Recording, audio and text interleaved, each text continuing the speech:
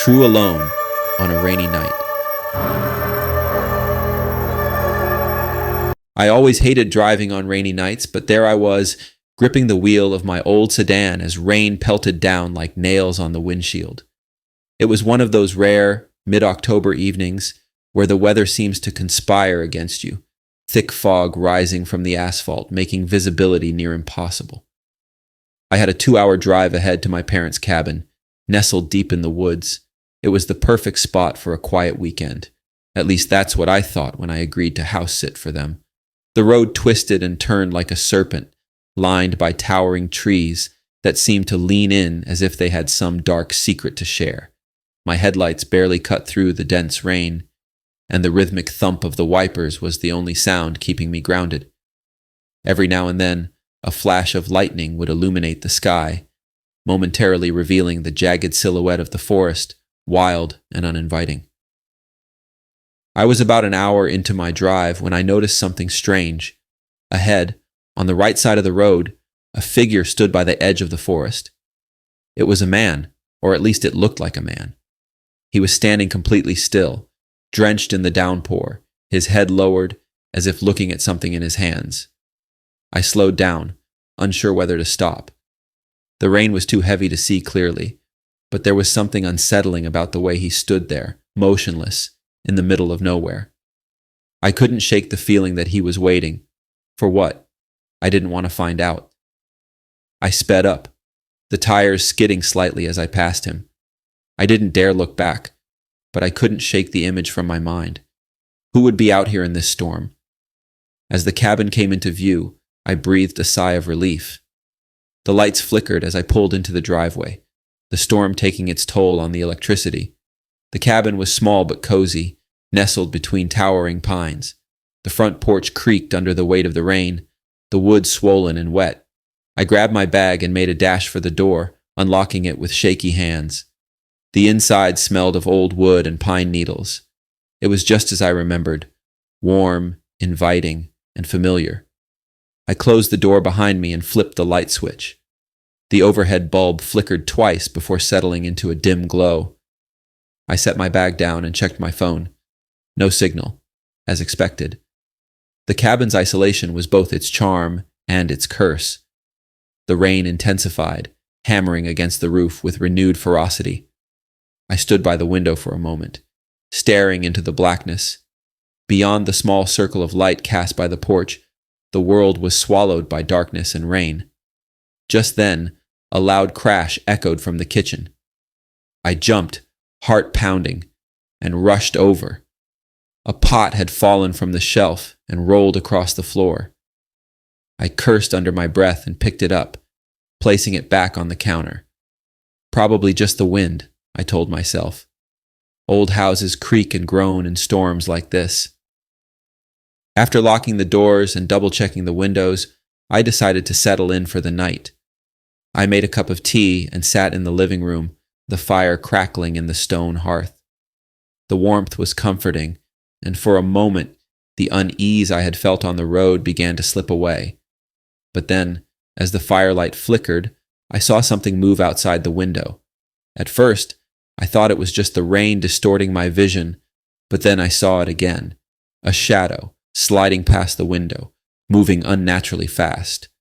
I froze, staring at the glass, my mind racing.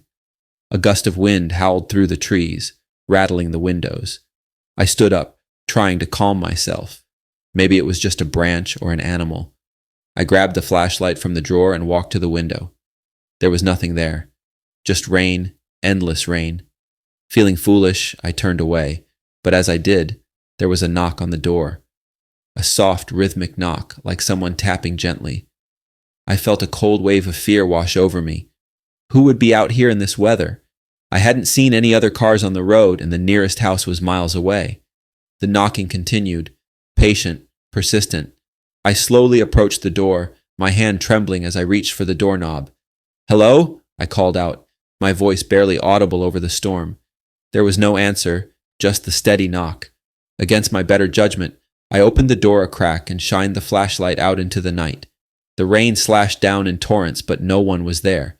The porch was empty, the woods silent except for the sound of the storm.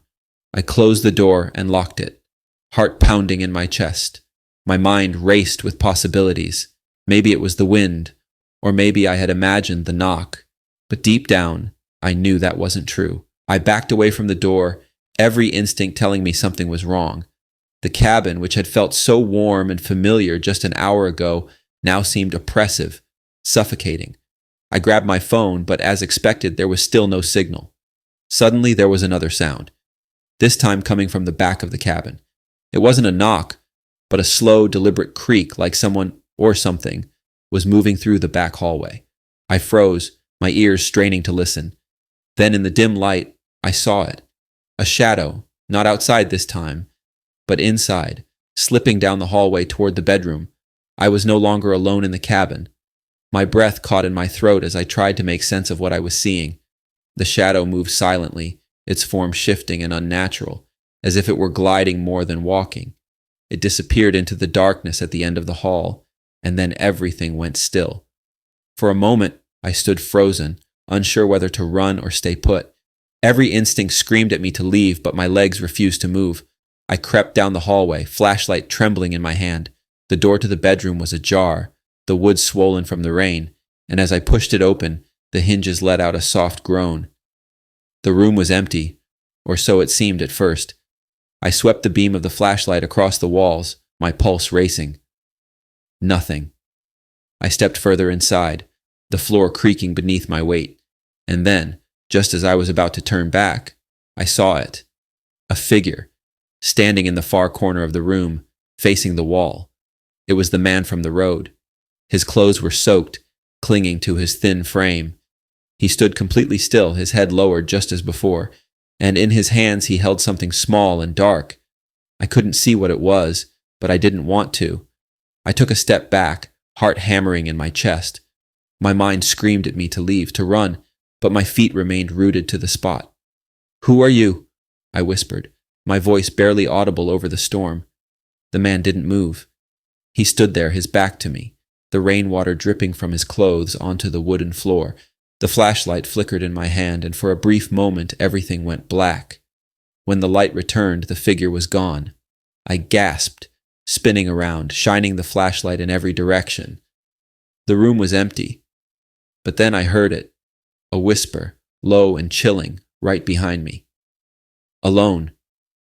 I ran. I didn't stop until I was outside, the rain soaking me to the bone. I fumbled with my keys, heart racing, and threw myself into the car. As I started the engine, I glanced back at the cabin, my breath coming in ragged gasps. Through the rain-streaked window, I saw him again, the man standing on the porch watching me. I sped down the road, the rain blurring the world around me. But no matter how far I drove, I couldn't shake the feeling that I was no longer truly alone. Not anymore.